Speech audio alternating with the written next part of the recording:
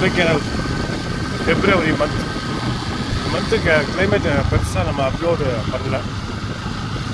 ஒரு வித்தியாசமான ஒரு கிளைமேட் கண்டிஷன்.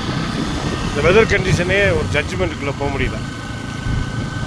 ஒரு பகல் ஃபுல்லாக பயங்கரமான வெயில், இரவு நேரங்களில் கடுமையான பனி. இது டிசம்பர் மாதத்தில் இருக்கக்கூடிய சூழ்நிலை. ஆனால் காலம் கடந்து இப்போது இந்த Februaryயில் இருக்குது. டூரிஸ்ட் க்ரௌடை பொறுத்தளவுக்கு ரொம்ப ட்ரையாக தான் இருக்குதுன்னு சொல்லலாம். நம்ம லேக்கை பார்த்தாலே தெரியும், எந்த போட்டு எதுவுமே கிடையாது, ரொம்ப ஃப்ரீயாக இருக்குது. தெளிவான வானம், கடுமையான வெயில் அப்படின்னு கூட சொல்லலாம். இந்த பாலைவனத்தில் இருக்கிற மாதிரி கடுமையான வெயில் நேரம், இரவில் மட்டும் பனி, கொஞ்சம் கடுமையான பனியாக இருக்குது. இப்படி தான் இருக்குது. முற்றிலுமாக சுற்றுலா பயணிகள் அற்ற கொடைக்கானல். எப்பயுமே பரபரப்பாக காணப்படக்கூடிய நம்மளுடைய ஏரி சுற்றுச்சாலை ரொம்ப வீக்காக இருக்குது. ஏரியோட தூய்மை பணி நடைபெற்று வருது. இதை சுற்றி இருக்கக்கூடிய கலை செடிகளை அப்புறப்படுத்துகிற பணி ஒரு இறுதி கட்டத்தை அடைஞ்சிருக்கு அப்படின்னு சொல்லலாம். பசுமையும் தூய்மையும் மேலோங்கி இருக்க நம்ம கொடைக்கானல் தென் தமிழகத்திலே ஒரு அருமையான அற்புதமான ஒரு மலைப்பிரதேசமாக விளங்கக்கூடியது.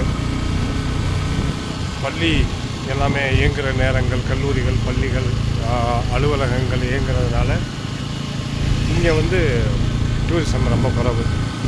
எப்போல்லாம் விடுமுறைகள் அதிகமாக இருக்கோ அப்போல்லாம் மக்கள் கூட்டம் இங்கே அதிகமாக இருக்கும். ஆனால் இப்போது விடுமுறை காலங்கள் இல்லாத காரணத்தினால முழுக்க ஒரு போக்குவரத்து இல்லாத ஒரு நிலை தான் நம்ம ஊர்.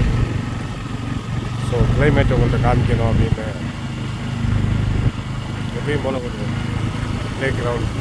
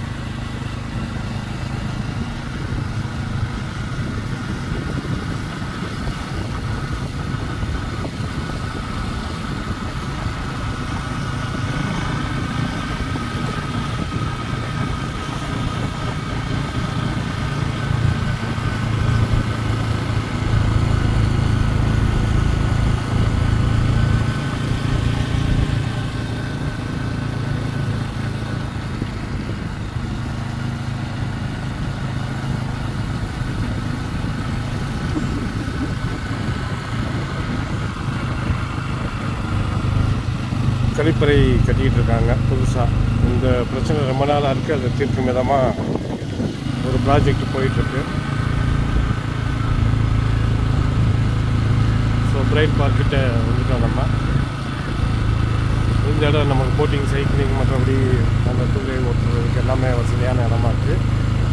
ஆனால் டூரிஸ்ட் தான் இல்லை. ஸோ அடுத்த விடுமுறை காலத்தில் தான் அதிகப்படியான மக்கள் வருவாங்க. இதுதான் இப்போட climate conditions, tourism impact. Thank you, friends.